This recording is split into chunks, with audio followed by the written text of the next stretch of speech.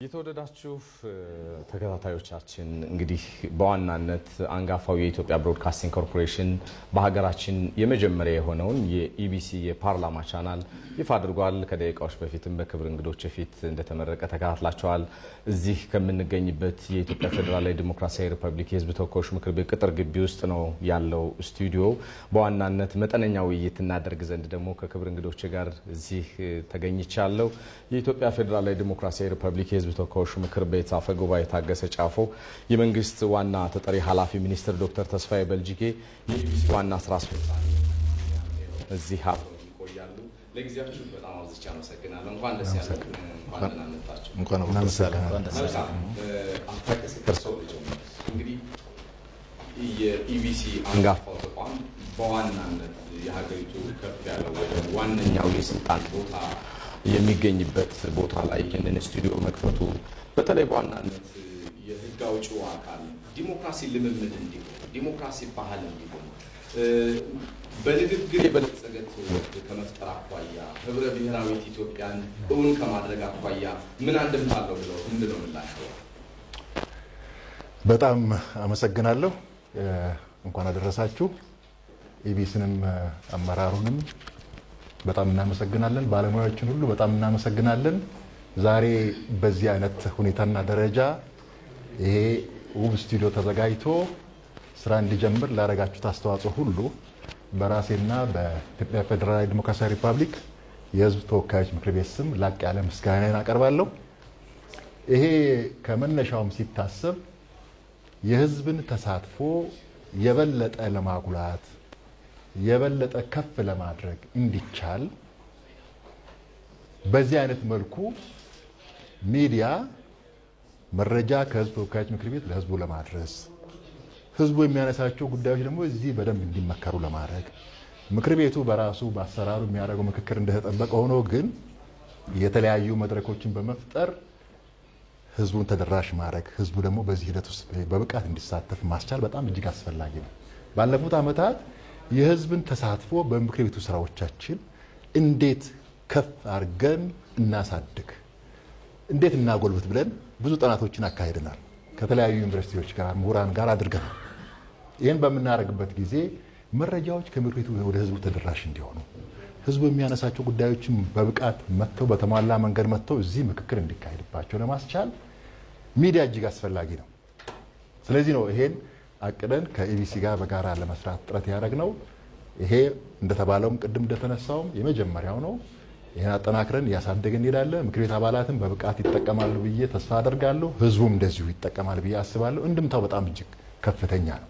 ምክንያቱም ዲሞክራሲ በምክክር አዳራሽ ውስጥ በምናደርገው ምክክር ኢትዮጵያውያን የተለያየ አመለካከት ቢኖረን የተለያየ ሀሳብ ቢኖረን ይህን ሀሳብ አምጥተን በጋራ መክረን ለሀገር በሚጠቅም አኳኋን ለህዝባችን በሚጠቅም አኳኋን የሀገርን ሉዓላዊነት ከፍ በሚያደርግ አኳኋን ምክክሮቻችን በሰላማዊ መንገድ ብናደርግ የኢትዮጵያን ብልጽግና ለማረጋገጥ በአጭር ጊዜ ማከናወን የሚገቡ ነገሮች ሁሉ ስኬታማ በሆነ መንገድ መምራት እንችላለን።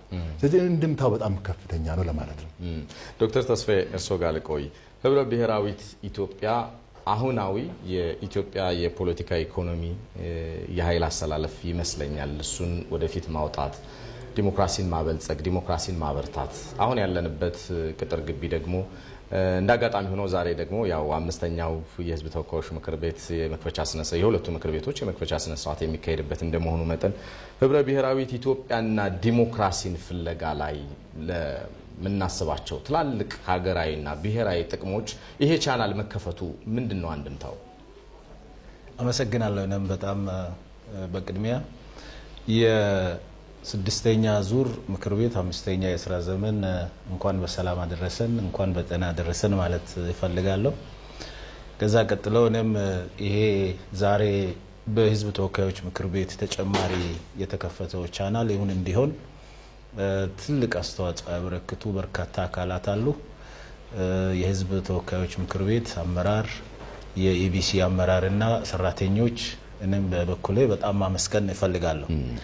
2018 እንግዲህ ለኢትዮጵያውያን የተለየ አመት ነው። በብዙ መልኩ የተለየ አመት ነው።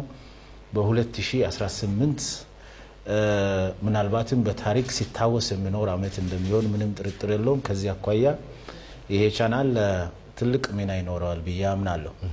ጥያቄ ጋር ቀጥታ ሲገባ እንግዲህ የተከበሩ አፈ ጉባኤ አሁን እንደጠቀሱት በህዝብ ተወካዮች ምክር ቤት የተከፈተው ተጨማሪ የኢቢሲ ቻናል የኢቲቪ ቻናል በጣም ብዙ ፋይዳዎች አሉት። ከፋይዳዎቹ ውስጥ አንዱ ከተነሳው ጥያቄ አኳያ ለማንሳት የዲሞክራሲ ባህል እንድንለማመድ የዲሞክራሲ ባህል እንድናሰርጽ የዲሞክራሲ ባህል ዙሪያ ላይ መላው ህዝብ እንዲሳተፍበት የተለያዩ ማህበረሰብ ክፍሎች እንዲሳተፉበት ትልቅ አስተዋጽኦ ይኖረዋል። በመደመር መጽሐፍ ላይ በግልጽ እንደተደነገገውና የመደመር መንግስት ዋናው የሀገረ መንግስት ግንባታ አቅጣጫ የሐሳብ ግብይት ማዕከል ያደረገ የፖለቲካ ባህል መገንባት ነው። የሐሳብ ግብይት ማዕከል ያደረገ የፖለቲካ ግብይት ቢያንስ ሁለት ሶስት ነገሮችን ማዕከል ያደርጋል። የመጀመሪያው አማራጭ ሐሳቦችን ዙሪያ ላይ መወያየት መነጋገር። ዲሞክራሲ ማለት እሱ ነው። አማራጭ ሐሳብ አማራጭ የተሻሉ ሐሳቦች ቀርቦ መወያየት መነጋገር ነው። ስለዚህ አንደኛው የሐሳብ ግብይት የበለጠ እንዲጎለብት ይሄ ሲባል ለምሳሌ አሁን እዚህ የተሰባሰብን የህዝብ ተወካዮች ምክር ቤት አባላትን ብንመለከት የተለያየ አመለካከት ያለን አካላት ፖለቲካሊ የተለያየ አመለካከትና የተለያየ የፓርቲ አቋም ያለን አካላት በአንድ ላይ የሚንሰራበት የዲሞክራሲ ተቋም ነው የህዝብ ተወካዮች ምክር ቤት በራሱ። ስለዚህ ፖለቲካዊ አቋምና እምነት በሆኑ ጉዳዮች ላይ ህዝቡን በሚያነቃና በሰለጠነ መንገድ የሐሳብ ግብይትን ማዕከል ባረገ መልኩ ምንወያይበትና ምንነጋገርበት ዲቤት ምናካሂድበት፣ በሌላ መንገድ ደግሞ የአንድ ሀገር ልጆች ስለሆነን የተለያየ ፖለቲካ አመለካከትን ቢኖርም እንኳን ዋና ሀገራዊ ጉዳዮች ላይ በትብብር የምንሰራበት በድምሩ የዲሞክራሲ ባህላችን ፉክክር ብቻ ሳይሆን ፉክክርም ትብብርም የሚታይበት የፖለቲካ ባህል እየገነባን ለመሄድ ይሄ ቻናል ትልቅ ሚና ይኖረዋል። የኢትዮጵያ መልኳ ይሄ ነው። ብዝሃ አስተሳሰብ፣ ብዝሃ ባህል፣ ብዝሃ ታሪክ፣ ብዝሃ ማንነት በጋራ ሆኖ ኢትዮጵያ የምትባል ሀገር ውብ ሀገር ፈጥሯልና በዚህ ማዕከል የዲሞክራሲ ባህል ግንባታችን እየተጠናከረ እንዲሄድ ትልቅ አስተዋጽኦ ይኖራል ብዬ አምናለሁ። ይሄ ማለት በሌላ አባባል ምን ማለት ነው? ጽንፍ የያዙ እሳቤዎች፣ ነጣጣይ ትርክቶች እየተገሩ ይሄዳሉ። ለዚህ ትልቅ አስተዋጽኦ ይኖራል። እንደ ሀገር ህብረ ብሔራዊት ጠንካራ ሀገር ለመገንባት ህብረ ብሔራዊ አንድነትን ማጠናከር አለብን። ህብረ ብሔራዊ አንድነትን ለማጠናከር አንዱ ትልቁ መሳሪያ ደግሞ የጋራ ትርክት መገንባት፣ አሰባሳቢ ትርክት መገንባት፣ በሀገራዊ ጉዳዮች ላይ በጋራ መስራት፣ ፖለቲካዊ አቋሞቻችን ዙሪያ ላይ ደግሞ መነጋገርና መወያየት ስንችልና ስንግባባ እንግባባለን፣ ሳንግባባ ስንቀር ደግሞ ህዝቡ እንዲዳኝ ማድረግ፣ ይሄ ፍጹም ሰላማዊ መንገድና ሰላማዊ አቅጣጫ እንዲከተል ማድረግ ላይ የሚንሰራ ነው የሚኖረው። ኢትዮጵያዊ ዲሞክራሲ ባህል እየገነባን ለመሄድ ትልቅ አስተዋጽኦ የሚኖር ትልቅ ቻናል ነው የሚል እምነት አለኝ። ግሩም ነው። ዋና ስራ አስፈጻሚያችን ቢኒያም ኤሮ ከመካከላችን አሉ። ይሄን ጥያቄ ወደ እርሶ ነው ማነሳው። አንጋፋ ነው የኢትዮጵያ ብሮድካስቲንግ ኮርፖሬሽን። በሀገረ መንግስት ግንባታውም ቢሆን ረጅም እድሜ ካስቆጠሩ ትላልቅ የሀገራችን ተቋማትም የሚመደብ ነው። የሐሳብ ብዝሃነት፣ የሐሳብ ነጻነት እንደዚሁም ደግሞ አሰባሳቢ ትርክትን እውን ከማድረግ አኳያ ሊኖረው የሚችለውን ፋይዳ እንደምን መግለጽ ይቻላል? አመሰግናለሁ ሰለሞን። ከክቡር አፈ ጉባኤውም የመንግስት ተጠሪውም ዶክተር ተስፋዬም እንደተናገሩት ኢቢሲ ይህን ቻናል ከህዝብ ተወካዮች ምክር ቤት ጋር በጋራ ሆኖ ለመክፈት እና ለመስራት ሲያስብ አንደኛ የሀገሪቱ ቁልፍ ተቋም ነው፣ ህግ አውጪ ነው፣ አስፈጻሚውን አካል የሚቆጣጠር ነው። ህዝባችን ደግሞ ህግ አውጪው አካል የወከላቸው እንደራሴዎቹ ምን እየሰሩ እንደሆነ አጠቃላይ የሚያወጡት ህግ የሚሰሩ ስራዎች በምን ደረጃ ምን ያክል ሂደቶችን አልፈው ወደ ተግባር እንደሚገቡ ማሳያ ነው። ኢቢሲም የኢትዮጵያ ብሔራዊ ጥቅም ዋና መነሻው ከዚህ ቤት ነው። ህጎች ወጥቶ የሚወጡት ተግባራዊ የሚደረጉት ያን ከማድረግ አንፃር እንዲሁም የሁላችን የሆነች ኢትዮጵያ የወል እውነቶቿ የበዙላት ኢትዮጵያ የጋራ መሰባሰቢያ ሐሳቦቻችን የበዙላት ኢትዮጵያ ገዢ ትርክት የጸናባት ኢትዮጵያን ለመገንባት በሰፊ ስራዎች ከምንሰራበት አንዱ የህዝብ ተወካዮች ምክር ቤት ጋር በጋራ መስራት ነው። ይሄን ደግሞ ለማድረግ ራሱን የቻለ ምናልባትም በዓለም ላይ ጥቂት ሀገራት ናቸው የራሳቸው የፓርላማ ቻናል ቀጥታ ሙሉ ሰዓቱን ለህዝብ ተወካዮች አገልግሎት ብቻ የሚሰጥ ቻናል ያላቸው። የኛም ሀገር በዚህ ደረጃ እድለኛ ሆና የራሳቸው ቻናል በመኖሩ ሁላችሁንም እንኳን ደስ አላችሁ ለማለት እወዳለሁ። በጋራም ምንሰራበት ነው። ህዝብን ከማሳተፍም ብዙ ስራዎችን ለመስራት የሚወጡ ህጎች ምክር ቤቱ እንደምታውቀው በአሰራሩ የህዝብ አስተያየት ሰበስባል። አሁን የህዝብ አስተያየቱን በቀጥታም ለመሰብሰብ ፓናል ዲስከሽንም ለማድረግ እያንዳንዱን ስራ ለመስራት ሚዲያው ቁልፍ ሚና ነው የሚኖረው። ምክር ቤቱ የኢትዮጵያን የወል እውነት ነው። ራሱ ሁሉም ኢትዮጵያዊ የሚሳተፍበት ነው። እንደራሴዎቹ ያሉበት ነው። ሁሉን ነገር የሚያውቅበት ስለሆነ ትልቅ አስተዋጽኦ አለው ማለት ይቻላል። ክቡር አቶ ታገሰ ጫፎ ወደ እርሶ ልመልሰው ይሄን ጥያቄ። ኢትዮጵያዊነት ልዩ ልዩነት ነው። ልዩ ልዩነት መገለጫዎቹ ደግሞ በሃይማኖትም በብሔርም በቋንቋም ቢሆን የህዝብ ተወካዮች ምክር ቤት አንደኛው ማሳያ ነው ቢባል ማጋነን አይሆንም። ብዝሃነትን ከማስተናገድ ብዝሃ ኢትዮጵያ ያስፈልጓታል ብለን ሀሳብ ለምናነሳላት ሀገር አሁን ያለንበት የመረቅ ነው ያለው ቻናልስ ያለው አስተዋጽኦስ ምንድነው? በጣም አመሰግናለሁ። ብዝሃነት እኔም ጓደኛዬም ከደቡብ ብሔር ብሔረሰቦች ከቀድሞ ክልል ስለመጣን ብዝሃነት ውበታችን ነው ብለን ብዙ አመታትን 56 አካባቢ ብሔር ብሔረሰቦች አሉ በደቡብ ብሔር ብሔረሰቦች ክልል በቀድሞ ያን አንድ ላይ በፖለቲካው በኢኮኖሚው ሁሉ አስተሳስረን ለመምራት እድልም አግኝተናል። በፌደራል መንግስት ደረጃም የሀገሪቱ ብሔር ብሔረሰቦች በርካታ ብዝሃነት አለ። ይሄ ሀቅ ነው።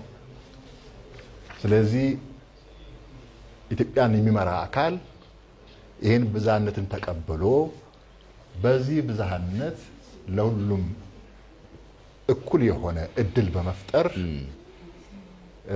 እድልን በመስጠት መምራት ይኖርበታል። ስለዚህ ብዝሃነትን ማክበር፣ ብዝሃነትን መቀበል፣ ህብረ ብሔራዊ አንድነታችንን ማጠናከር ከሁላችንም ይጠበቃል ማለት ነው። ስለዚህ ይሄ በህዝብ ተወካዮች ምክር ቤት ስራዎቻችን ሁሉ ማለትም እንደዚህ ስራዎችን ስንመራ ስራዎችን የሚመሩ አካላትን ስንሰይም ብቻ ሳይሆን ሀሳቦችን እንኳን ከየምክር ቤት አባላት ስንቀበል ምን ያክል ተሳትፎ አለ፣ ከተለያዩ እምነቶች ምን ያክል ተሳትፎ አለ፣ ከተለያዩ ብሔር ብሔረሰቦች ምን ያክል ተሳትፎ አለ፣ ከተለያዩ ከሁሉም ክልሎች ምን ያክል ተሳትፎ አለ። ይህን ተሳትፎ ማረጋገጥ፣ ድምጾችን ማስተናገድ፣ መስማት። አንዳንዱ በምክር ቤት ላይ በሚዲያም ስትከታተሉ ወጣ ያሉ ሀሳቦች ሊነሱ ይችላሉ። እነዚህን በትዕግስት በመቻል ችለን በማዳመጥ 1 እና 2 ደቂቃ ሰጥተን ችለን ብናዳምጥ ህዝቡ ጉዳዮችን ስለሚመለከት ለመዳኘት ደግሞ ህዝቡ አለ፣ የመረጠው ህዝብ አለ። ምክንያቱም የኢትዮጵያ ህዝቦች አገሩ በአግባቡ እንዲመራ የመረጡት የህዝብ ተወካዮች ምክር ቤት ነው። የህዝብ ተወካዮች ምክር ቤት ነው አስፈጻሚን የሚሰይመው፣ ህግ ተርጓሚን በሙሉ የሚሰይመው ማለት ነው። ስለዚህ ይሄን ብዝሃነት ታሳቢ ያደረገው በሁሉም ስራዎቻችን ላይ ማከናወን ይጠይቃል ማለት ነው። ጥሩ ማሳያም ነው። የህዝብ ተወካዮች ምክር ቤት ብቻ ሳይሆን እንደምታውቁት ፌዴሬሽን ምክር ቤትም የሀገሪቱ ብዝሃነት የሚገለጽበት ነው። እነዚህ ተቋማት ብዝሃነት የሚገለጽባቸው መሆናቸው እንደተጠበቀ ሆኖ በሁሉም ደረጃዎች በእኛ ህገ መንግስት መሰረት ያስፈጻሚው አካልም ይሁን የዳኝነት አካሉ በተለይ የፌዴራል መንግስቱ ኢትዮጵያን መምሰል አለበት ነው የሚለው ህገ መንግስታችን። ያን ታሳቢ ያደረገ ስራ ሁሉ ጊዜ መስራት ለሀገር ዘላቂነት፣ ለሀገር ሰላም፣ ለህዝቦች ትስስርና አንድነት በጣም ወሳኝ። ስለዚህ አሁን ይሄ ዛሬ በይፋ የምንጀምረው የኢቢሲ የፓርላማ ፕሮግራም ቅድም እንዳነሳው ክቡር ስራ አስፈጻሚው እንዳነሱት ለምሳሌ የነ ካናዳን፣ የነ እንግሊዝን፣ የነ ህንድን ብንወስድ እንደዚህ አይነት የስርጭት ፕሮግራሞች አሏቸው። ይሄ ህዝቡ በንቃት እንዲሳተፍ የሁሉም ድምጾች እንዲሰሙ የሚያደርግ ነው። ስለዚህ ለዛ በጣም እጅግ ይጠቅማል። የኛ የምክር ቤቱ ቋሚ ኮሚቴዎችም የተለያዩ አጀንዳዎችን ይዘው ቀርበው ለምሳሌ የሚያወጡት ህግ ከሆነ ህጉ ላይ ምን ያክል ግልጽ ግንዛቤ አለው፣ አንዳንዶች ህጎች ከወጡ በኋላ ብዙ ሀሳቦች በዛም በዚህ ይንሸራሸራሉ። እንደምታውቁት አሁን የሚዲያ ዘመን ነው። በተለይ የማህበራዊ ሚዲያ ከፍተኛ ተጽዕኖ የሚያደርግበት ዘመን ነው። በዚህ ዘመን ህጎች የወጡት ህጎችን ለምን ለማለት ነው? ፋይዳቸው ምንድነው? ምንድነው መፍትሄ ሊሰጡ የፈለጉት ጉዳይ የሚለው ነገር በደንብ እንዲያብራሩ ያስችላቸዋል። በሌላ በኩል ደግሞ አስፈጻሚ አካላት እና ህግ ተርጓሚውም አካላት የሚሰራቸው ስራዎች እዚሁ ይገመግማሉ፣ ይከታተላሉ፣ ይቆጣጠራሉ። አስፈጻሚንም አምጥተው እዚህ ለመነጋገር የተወሰኑ ደግሞ የማህበረሰብ ክፍሎች ተገልጋዮችንም ተጠቃሚዎችንም ዜጎቻችን አምጥተው ለመነጋገርም ይሄ መድረክ እጅግ አመቺ ነው። ስለዚህ ይሄ አንዱ ነው። ወደፊት ደግሞ ምንድነው የምናስበው? ከቴሌቪዥን ፕሮግራም ባለፈ የሬዲዮ ፕሮግራም ምን አይነት ፕሮግራም ሊኖረን ይችላል? ትምህርት ቤት ባሉ ክበባት አካባቢ ህፃናት ላይ ምን አይነት ስራዎች መስራት እንችላለን? ልክ በመጫወቻ መልክ ምንድነው የምናደርገው? ስለ ዲሞክራሲ ከታች ጀምሮ መገንባት ያለበት ስለሆነ ላይ እንደው አንድ ነገር ከደረሰ በኋላ የሚገነባ ልክ እንደ ትምህርት ማለት ነው። ትምህርት ውጤት ዩኒቨርሲቲ ላይ ብቻ አይደለም፣ ከታች ከአንደኛ ደረጃ ከመዋዕለ ህፃናት ጀምሮ ሲሰራ ነው የሚመጣው። ነገር ግን ከላይ መቆጣጠሪያ አድርገህ ከታች እንዲስተካከል ማድረግም ትችላለህ። አንዳንድ አሁን የትምህርት ውጤት አንዳንድ ነገሮች ሲተቹም እናያለን። እግረ መንገዱ ከላይ መቆጣጠሪያ ያስቀምጠህ ከታች እንዲስተካከል ማድረግ ትችላለህ ማለት ነው። ይቻላል። ያም ተመሳሳይ የህፃናት ፓርላማ አለ፣ ክበባት አሉ። በመጫወቻ መልክ በድራማ መልክ ዲሞክራሲ እንዲለማመዱ ማድረግ ይቻላል ማለት ነው። ስለዚህ ከዛ ጀምሮ እዚህ ደግሞ ቋሚ ኮሚቴዎቻችን ከዜጎቻችን ጋር በሚያደርጓቸው ምክክሮች፣ ከአስፈጻሚ ጋር በሚያደርጓቸው ምክክሮች ሁሉ ህዝቡ በቂ መረጃ እንዲያገኝ፣ የዲሞክራሲ ባህል የበለጠ እንዲጎለብት፣ ብዝሃነት እንዲያብብ ማድረግ ይቻላል ማለት ነው። ብዝሃነት ውበታችን ስለሆነ ይህን ተቀብለን በዚህ አግባብ መምራት ይኖርብናል ለማለት ነው። መልካም ዶክተር ተስፋዬ እርስዎ ጋር ቆያለሁ። በዚህ ጥያቄ ኢትዮጵያን ያቆማትና ኢትዮጵያዊነትን ያጸናው የኢትዮጵያ ህብረ ብሔራዊነት ነው ብዬ አምናለሁ እና የህዝብ ተሳትፎ ህብረ ብሔራዊ ወንድማማችነትና እህትማማችነት የሚገለጥበትም ነው እግረ መንገዱን። ስለዚህ እነዚህ ሀሳቦችን በጋራ አምጥቶ ፊት ለፊት የኢትዮጵያን ብሔራዊ ጥቅም ከማስጠበቅ አኳያ ይሄ ፓርላማ ቻናልስ ያለው አንድምታ መገለጫዎቹ ምንድናቸው ቢባል ምን ማለት ይቻላል? በጣም አመሰግናለሁ። የተከበሩ አፈ ጉባኤ አሁን እንዳነሱት ኢትዮጵያ በተፈጥሮ ብዝሃ መልክ አላት፣ ብዝሃ ቀለም አላት። ብዝሃነት በተፈጥሮ የተሰጠን ጸጋ ነው። ስለዚህ ኢትዮጵያውያን ብዝሃ መልክ፣ ብዝሃ ቀለም፣ ብዝሃ ባህል፣ ብዝሃ ታሪክ ባለቤት የሆኑ ማህበረሰቦች በጋራ የፈጠሯት ሀገር ናት። ብዝሃነትን መቀበል ምርጫ አይሆንም ማለት ነው፣ ተፈጥሮ ለኛ የሰጠን ጸጋ ስለሆነ። በሌላ በኩል ደግሞ ኢትዮጵያ ብዝሃ ባህል፣ ብዝሃ ታሪክ፣ ብዝሃ ወግ፣ ብዝሃ ማንነት ብቻ አይደለም፣ የጋራ የሆኑ ደግሞ የሚገርሙ እሴቶችም ያሏት ሀገር ናት። በረጅሙ የታሪክ ጉዟችን ኢትዮጵያውያን በጋራ የሚያስተሳስሩ ማንም ሊበጣጥሳቸው የማይችላቸው የጋራ እሴቶችን፣ የጋራ ቫልዩስ፣ ኮመን ቫልዩስ፣ ኮመን ሼርድ ቫልዩስ የምንላቸውን የጋራ እሴቶችን መገንባት የቻሉ ናቸው። በኢትዮጵያ ሀገረ መንግስት ግንባታ ውስጥ ከታዩ ስብራቶች ውስጥ አንዱና ዋነኛው የመደመር መንግስት ምን ብሎ ያምናል? ብዝሃነትና አንድነትን አስታርቆ ለመሄድ ያለመቻል አንዱ የሀገረ መንግስት ግንባታችን ውስጥ የታየ ስብራት ነው። ስለዚህ ይሄንን በሀገረ መንግስት ግንባታችን ውስጥ የታየው ስብራት በመደመር መንግስት ፍልስፍናና አቅጣጫ ብዝሃነትና ህብርና አንድነትን ወይም ብዝሃነትና አንድነትን አስታርቀን መሄድ አለብን የሚል ጽኑ አቋም አለ በመንግስት በኩል። የመደመር መንግስት የሀገረ መንግስት ግንባታ ውስጥ የታዩ ስብራቶችን ጠግነን እንሄዳለን ብሎ የሚያምንበት አንዱ መንገድ ብዝሃነትና አንድነትን የሚያስታርቅ የፖለቲካ ፍልስፍና፣ ብዝሃነትና አንድነትን የሚያስታርቅ የአሰራር ስርዓት፣ ብዝሃነትና አንድነትን የሚያስታርቅ የተቋማት ግንባታ፣ ብዝሃነትና አንድነትን የሚያስታርቅ የፖለቲካ ባህል እየገነባን እንሄዳለን የሚል ጽኑ አቋም አለው ማለት ነው የመደመር መንግስት። እዚህ አኳያ አንዱና ዋናው የፖለቲካ ባህላችንን መቀየር ነው። የፖለቲካ ባህላችን ጽንፍና ጽንፍ ሲይዝ ነው የቆየው። አንድ ጠቅላይነት፣ አንድ ደግሞ ከፋፋይነት እየሆነ ስለመጣ ይሄ ሌላ ደግሞ ችግር ነው ያስከተለው። ነጣጣይ እና አንድነትን በከፍተኛ ሁኔታ የሚጎዳ ትርክት ነው እየተገነባ እንዲሄድ ያደረገው።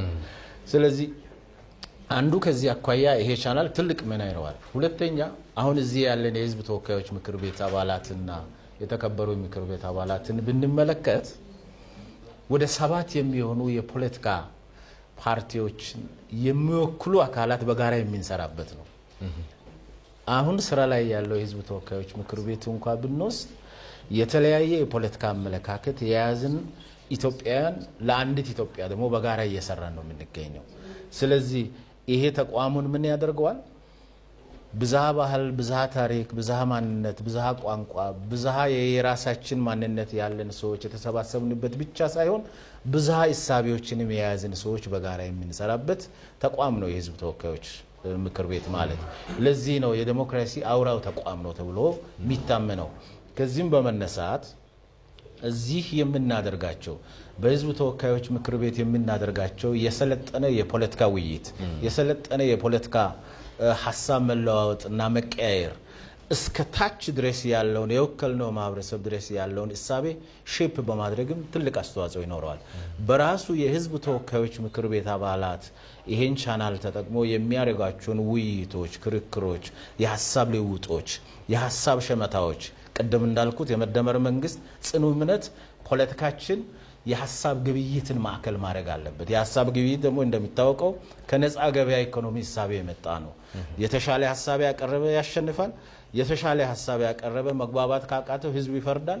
ህዝብ የፈረደውን ይቀበላል። የሐሳብ ግብይት ፕሪንሲፕሉ አማራጭ ሐሳቦችን ማቅረብ፣ ፍጹም ሰላማዊ በሆነ መንገድ መሄድና የህዝቡን ውሳኔ መቀበል ነው። ይሄንን የሚለማመድ የህዝብ ተወካዮች ምክር ቤት አባላት፣ አመራሮች፣ ቋሚ ኮሚቴ አመራሮች፣ አስተባባሪ ኮሚቴ አባላት፣ አማካሪ ኮሚቴ አባላት በጋራ ሲሰሩ ምንን ይፈጥራል ማለት ነው? የፖለቲካ ባህል ልምምዳችን፣ ፖለቲካችን ወደ ጤናማ መንገድ ማምጣታችን እየተሻሻለ ይሄዳል። ብዝሃ ባህል፣ ብዝሃ ታሪክ፣ ብዝሃ ወግ፣ ብዝሃ ማንነትንም ብዝሃ አስተሳሰብንም በጋራ ይዞ ህብረ ብሔራዊት ግን ጠንካራ ኢትዮጵያን እየገነባን መሄድ የሚያስችል ተጨማሪ ጠንካራ የሀገረ መንግስት ግንባታ ለማሳለጥ አንድ ተጨማሪ እድል ይዞ የመጣ ቻናል ነው የሚል እምነት አለኝ። ቢኒያም ወደ እርስዎ ልመልሰው ይሄን ጥያቄ። የኢትዮጵያ ብሮድካስቲንግ ኮርፖሬሽን በዘመናቱ እንግዲህ ከብሔራዊ ሬዲዮ መስረታ ጀምሮ ቴሌቪዥን፣ ኤፍኤም አዲስ 97.1 የዶት ስትሪም ሁሉም አማራጮች ያሉበት እንደመሆኑ መጠን መረጃን መስጠት፣ መረጃን ከማዳረስ፣ ከማዝናናት፣ ወቅታዊ ጉዳዮችን፣ አከራካሪ የሀገራችን ብሔራዊ ጥቅሞችን ፊት ለፊት አምጥቶ ከመስጠት አኳያ አሁን ያለንበት ስቱዲዮ ምን ያክል ጉልበትና አቅም ይኖረዋል ብለው ያስባሉ?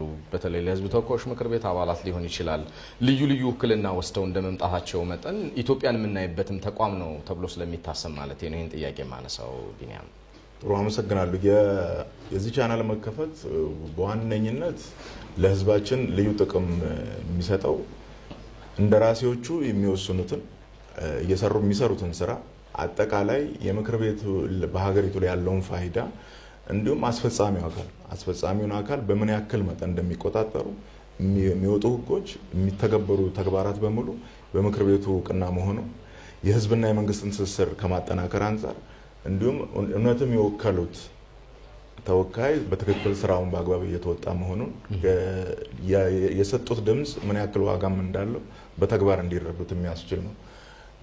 ከሌላ አንጻር ደግሞ ለትውልድም ልንገነባው ለምናስበው የትብብር ዲሞክራሲ ሀገራችን በጋራ ሆኖ ለሁላችንም የምትበቃ ሀገር ሆና ትብብርን የምናሳይበት የህግን የበላይነትን እያጸናን የምንሄድበት ነው። ከተቋማት ግንባታን በተግባራዊ እውነታ እንዲያይ ህዝባችን የምናደርግበት ቁልፍ መሳሪያችን ነው የምናደርገው። ይበልጥ እያጠናከርን ቀደም ክቡር አፈ ጉባኤም ሲናገሩ እንደነበረው የህፃናት ፓርላማ አንድ አካል ሆኖ አንድ የይዘት አካል ሆኖ በዚሁ ቻናል ኢንተርቴን እንዲደረግ የምናደርግበት ነው። በልዩ ልዩ መልኩ ምክር ቤቱ ስራዎቹ ለህዝብ በሚገባው በቀረብ ባለ አቀራረብ እንዲታይ እንዲዳሰስ በተጨበጠ መልኩ ለህዝብ እንዲደርስ የምናደርግበት አውድ እንዲፈጠር በጉልህ ሚና ይኖራል ብለን እናስባለን። አቶ ታገሰ ይህን ጥያቄ እርስዎ ጋር ላምጣው። የኢትዮጵያ ፌዴራላዊ ዲሞክራሲያዊ ሪፐብሊክ የህዝብ ተወካዮች ምክር ቤት ዋና በስልጣን በህግ የተሰጡት ወይ ደግሞ እንደው የህዝብ ተወካዮች ምክር ቤት ሲቋቋም ስልጣንና ተግባራቱ መካከል ህግ ማውጣት፣ አስፈጻሚ አካላትን መቆጣጠር፣ እንደዚሁም ደግሞ የውክልና ስራዎችን የዲፕሎማሲና ዓለም አቀፍ ግንኙነቶችን መምራትን ያለበት ነው። ቋሚ ኮሚቴዎች በተለያዩ ክፍሎች ተካፍለው ያው የሚሰሩትን ስራ ስለምናቅ ማለት ነው። እነዚህ ዋና ዋና የምክር ቤቱ ስልጣኖች በተጨባጭ ልምምድ ውስጥ እንዲገቡ በማድረግ በኩል በተለይ ዋነኛው የአብይ አጀንዳ የሚደረጉ ክርክሮች ሐሳብ ላይ ተመርኩዘው ሀገርን፣ ህዝብን፣ ትውልድ እንዲያሻግሩ በማድረግ በኩል ሊኖረው የሚችለው ራሱን የቻለ ፋይዳ ይኖራል ብዬ አስባለሁ። እዚህ ላይ እስኪ ጥቂት ነገር ይበሉ። በጣም አመሰግናለሁ። በድጋሚ የህዝብ ተወካዮች ምክር ቤት በህገ መንግስቱ ቅድም የጠቀስካቸው ስልጣንና ተግባራት አሉት። ብዙም ጊዜ እኔም ባለኝ ቆይታና ልምድ ያየሁት ምክር ቤቱ መደበኛ ስብሰባ በደንባችን መሰረት የሚያከናውነው ማክሰኞና ሐሙስ ነው። ከዛ ውጭ የሚካሄዱ ስብሰባዎች ወይ አስቸኳይ ስብሰባ ነው ወይ ልዩ ስብሰባ ነው። ስለዚህ ምክር ቤቱ የሚያደርጋቸው ውይይቶች እና መረጃዎች በበቂ ሁኔታ ተደራሽ ካልሆኑ ህዝቡ ማክሰኞ ተሰብስቦ የሆነ አጀንዳ ቀርቦ የሆነ አጭር ውይይት ተካሂዶ ድምፅ ተሰጥቶ የሚወጣ ነው የሚመስለው። ቋሚ ኮሚቴዎቻችን ሳምንቱን ሙሉ ምን እንደሚሰሩ፣ ሰኞም እንደሚሰሩ፣ ማክሰኞም እንደሚሰሩ ያን ሰርተው ለማክሰኞ ጉባኤ እንዴት እንደሚደርስ ወይ ለሐሙሱ ጉባኤ እንዴት እንደሚደርስ በቂ መረጃ ባለመኖሩ የተነሳ ምን አይነት ክርክር አለ፣ ምን አይነት እውነተኛ የመረጥናቸው ተወካዮች እኛን የወከሉ ነው ወይ፣ ሀሳባችን ይራመዳል ወይ፣ እዛ ቤት ውስጥ የሚራመድበት ነፃነት ሳለ ወይ የሚል ጥያቄ የሚያስነሳ ነው። ለዚህ ነው ቀደም ሲል እኛ በእኛ ማህበራዊ ሚዲያ በተለይ በፌስቡክ በዋናነት ዋና ውይይቶቻችን የምክር ቤቱ ውይይትም የቋሚ ኮሚቴዎች ውይይትም ሙሉ ባይሆንም በቀጥታ እንዲሰራጭ ያደረግ ነው። ለምን ቋሚ ኮሚቴዎቹ አዋጆችን በሚመለከት አዋጆችን ህግ ማውጣት አንዱ ስልጣን ነው። ስለዚህ ህግ ያመነጨው አካል ወደ ህዝብ ተወካዮች ምክር ቤት ያን ህግ ካመጣ በኋላ ያ ህግ ለምክር ቤቱ ቀርቦ ለሚመለከተው ቋሚ ኮሚቴ ይመራል። ከተመራ በኋላ ቋሚ ኮሚቴዎቹ ህጉ ምንድነው ህጉን ያመነጨው አካል እንዲያስረዳ መድረክ ይፈጥራል። የመጀመሪያው ስራቸው ነው። ይሄን ከማድረጋቸው በፊት ግን ራሳቸው ህጉን በደንብ ያዩታል። ካዩት በኋላ ከዛ በመነሳት ጥያቄዎችን ያዘጋጃሉ። ምን ለማለት ተፈልገው ነው? ይሄ ህግ ከህገ መንግስቱ ጋር፣ ይሄ ህግ ከሌሎች ህጎች ጋር፣ ይሄ ህግ ነባራዊ ከሆነው ከሀገራዊ ሁኔታው ጋር እንዴት ተጣጥሞ የተዘጋጀ ህግ ነው? ችግር የሚፈታ ነው ወይ ነው? ህግ የሚያወጣው ችግር ለመፍታት ስለሆነ ማለት ነው። ወይም ልማትን ለማረጋገጥ ወይም የተሳለጠ አስተዳደር እንዲኖር ለማስቻል ነው ህግ የሚያወጣው። ስለዚህ ያን ጥያቄ አዘጋጅተው አስረጂ መድረኩን ጠርተው ህጉን ያዘጋጁ አካላት ጋር በደንብ ተወያይተው ሲያበቁ ምላሽ አገኝተው ሲያበቁ ህዝቡ ዜጋው ምንድነው የሚለው በዚህ ጉዳይ ላይ ብለው ደግሞ የህዝብ መድረክ አመቻቻሉ ማለት ነው። የህዝብ መድረክ አንድ ጊዜ ሊሆን ይችላል፣ ሁለት ጊዜ ሊሆን ይችላል። ባለፉት ዓመታት በነበረን ልምድ እንዲሁም ወደ ህዝብ ወርደው ወደ ክልሎችም ወርደው መረጃ ከመሬት የሚያገኙበት ሁኔታ ለመፍጠር ጥረት አድርገናል። አንዳንዶቹ ህጎች ተፈጻሚነታቸውን ለማረጋገጥ የሁሉንም ማህበረሰብ ተሳትፎ ማረጋገጥ ስለሚጠይቅ ማለት ነው። ስለዚህ በማህበራዊ ሚዲያ እንደዚሁ ክፍት ሆኖ ውይይት እንዲካሄድ ያደረግነውም ለዛ ነው። አስፈጻሚ አካልም እንደዚህ ሲገመገሙ፣ ሲቆጣጠሩ፣ ሲከታተሉም እንደዚሁ ሪፖርት ሲቀርብ በቀጥታ እንዲተላለፍ ያደረግነው ጥያቄዎቹም ያነሱ ክርክር የሚካሄድበት። ስለዚህ ማክሰኞና ሐሙስ ተሰብስበው በሆነ ጉዳይ ላይ ድምፅ የሚሰጥ ምክር ቤት ሳይሆን እለት ቋሚ ኮሚቴዎቹ ቀን ማታ ተዘጋጅተው ደግሞ መጥተው ጠዋት ይሄን ምን ያክል ስራ የተሰራ እንደሆነ ህዝቡ እንዲረዳ እንዲያየው ማድረግም ስለሚጠይቅ ነው ያን ያደረግነው። አሁን ይሄኛውን ስንፈጥርም በስፋት በተቻለ መጠን የሚመለከቱ አካሉን መሳተፍ የሚችልበት ፓርላማው የራሱ እንደሆነ ክፍት ፓርላማ እንደሆነ የነሱ እንደሆነ የነሱ ሐሳብ የሚነገርበት እንደሆነ ሐሳቡ በተለያየ መንገድ ቢገለጽም ማለትም በድጋፍ ቢገለጽም በተቃውሞ ቢገለጽም ተሰብሰብ ብለው ግን በምክክር ወደ አንድ ሐሳብ ለመሄድ ሁሉም ነገር ላይ ባንዴ ባንስማማ እንኳን በተስማማነው ነገር ላይ ቆመን ወደፊት ለመራመድ እንዲቻል አገር ወደፊት ለማስጓዝ እንዲቻል ያስችላል ማለት ነው። ስለዚህ ይሄን የኢቢሲ ፓርላማ ፕሮግራም የህዝብ ተወካዮች ምክር ቤትና የኢትዮጵያ ብሮድካስቲንግ ኮርፖሬሽን በጋራ ሆነን ይሄን ስንፈጥርና ስናዘጋጅ የህግ ማውጣቱ ስራ ላይ በብቃት ውይይት የሚካሄድበት ሁኔታ ለመፍጠርና ለማስቻል ክትትልና ቁጥጥር በምናደርገው ጉዳይ ላይ ህዝብ ውስጥ የሚነሱ ጉዳዮች እዚህ ተንጸባርቆ ክርክር የሚካሄድበት ውይይት የሚካሄድበት እኛ አሁን ከተቀመጥንበት ፊት ለፊት ሆነው ውይይት የሚካሄድበት ሀሳብ የሚሰጥበት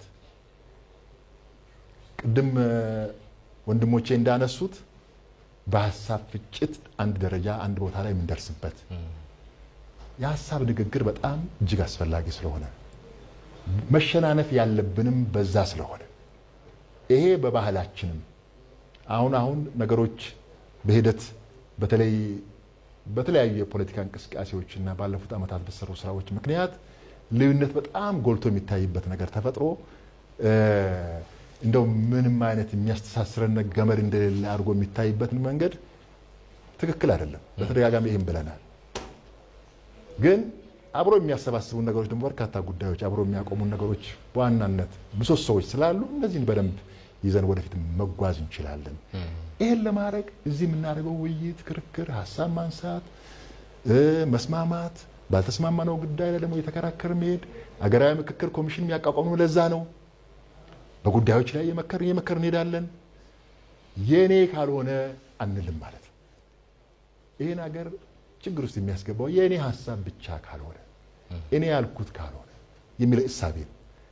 እኛ የምንለው ነገር የሚያሰባስብን ነገር አሰባሳቢ ትርክት ላይ ቆመን የወል ትርክት በሆነ ጉዳዮች ላይ ቆመን አገራዊ ፋይዳ ያላቸው የሀገርን ጥቅም ከፍ በሚያደርጉ ጉዳዮች ላይ ቆመን መነጋገርን ስለምንችል ያን በክትትልና ቁጥጥር ስራችንም ጭምር ያን እንድናጎልበት የሚያደርግ እንድናሳይ የሚያደርግ ነው። ስለዚህ በጣም እጅግ አስፈላጊ ነው።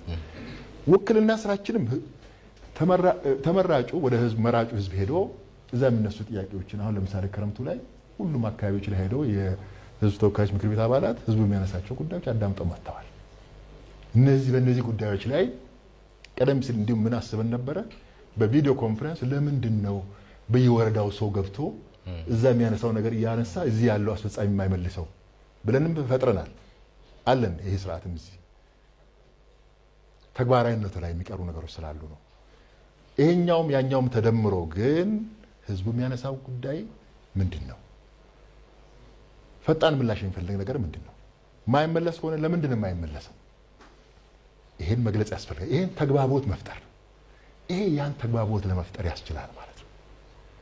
ከታች በውክልና ስራ ያመጡትን ጉዳይ እዚህ መነጋገር ያስችላል። ሌሎች ዓለም አቀፍ ግንኙነት ጋር የተያያዙ ጉዳዮችን እዚህ ለማንሳት ለምሳሌ የኛ የውጭ ግንኙነትና ሰላም ጉዳዮች ቋሚ ኮሚቴ በርካታ ጉዳዮች ላይ ከተለያዩ ሀገሮች ጋር የኛ አባላትን በሙሉ አሳትፈው ውይይቶች ይካሄዳሉ። ዓለም አቀፍ አህጉራዊ በሆኑ መድረኮች ላይ የሚነሱ ጉዳዮች ምንድን ናቸው? የኛ አቋም ምንድን ነው? የኢትዮጵያ መንግስት አቋም ምንድን ነው? ይሄን ለማንጸባረቅ ለመነጋገር ህዝቡም እንዲያውቀው ለማድረግ በጣም ይጠቅማል። ስለዚህ እነዚህ ነገሮች ሁሉ ደምረን ስናይ የተግባቦት ስራ በተለይ ይሄ በአሁኑ ዘመን ማህበራዊ ሚዲያው ከፍተኛ ተደማጭነትና ተደራሽነት ባለበት ዘመን ማህበራዊ ሚዲያንም ተጠቅመን እነዚህ አይነት ዋና ሚዲያዎችን ተጠቅመን የምንሰራቸው ስራዎች ለአጠቃላይ ለሀገር ግንባታችን ትልቅ አስተዋጽኦና ፋይዳ ይኖራቸዋል ለማለት ነው። ግሩም ነው። የተወደዳችሁ የኢትዮጵያ ብሮድካስቲንግ ኮርፖሬሽን ከህዝብ ተወካዮች ምክር ቤት ጋር በጋራ በመተባበር ዛሬ በሀገራችን ታሪክ የመጀመሪያ የሆነውን የፓርላማ ኢቢሲ ቻናል መከፈትን ምክንያት በማድረግ እያደረግን ያለውን ልዩ ቃለ ምልልስ በያላችሁበት እየተካተላችሁ ትገኛላችሁ። ለዚህ ቃለ ምልልስ ለተባበራችሁኝ የኢትዮጵያ ፌዴራላዊ ዲሞክራሲያዊ ሪፐብሊክ የህዝብ ተወካዮች ምክር ቤት አፈ ጉባኤ ታገሰ ጫፎ፣ በህዝብ ተወካዮች ምክር ቤት የመንግስት ዋና ተጠሪ ኃላፊ ሚኒስትር ዶክተር ተስፋዬ በልጅጌ እንደዚሁም የኢትዮጵያ ብሮድካስቲንግ ኮርፖሬሽን ዋና ስራ አስፈጻሚ ቢኒያም ኤሮ ለጊዜያችሁ በጣም አብዝቼ ነው የማመሰግነው። በድጋሚ እንኳን አደረሰን። የኬክ ቆረሳ ስነ ስርዓት ይኖረናል። በኬክ ቆረሳው ስነ ስርዓት የህዝብ ተወካዮች ምክር ቤት ምክትል አፈ ጉባኤ ክብርት ስለው የሚባለው መካከላችን አሉ። እሳቸውም የኛ አካል ይሆናሉ። በነገራችን ላይ ከእሳቸው ጋርም ከደቂቃዎች በኋላ ልዩ ቃለ ምልልስ ይኖረኛል። ሁሉንም ዝግጅቶች እየተካተላችሁ አብራችሁን እንድትቆዩ እጋብዛችኋለሁ።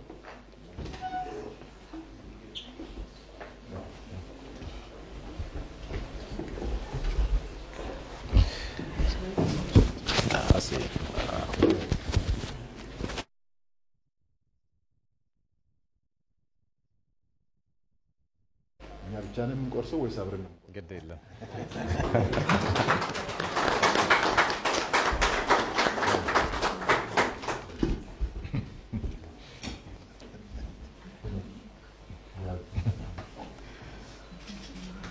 እንግዲህ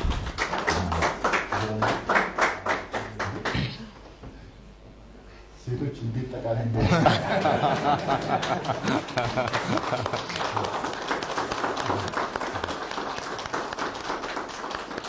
በጣም አድርገን ነው የምናመሰግነው። መልካም የሥራ ዘመን እንዲሆንላችሁ ነው።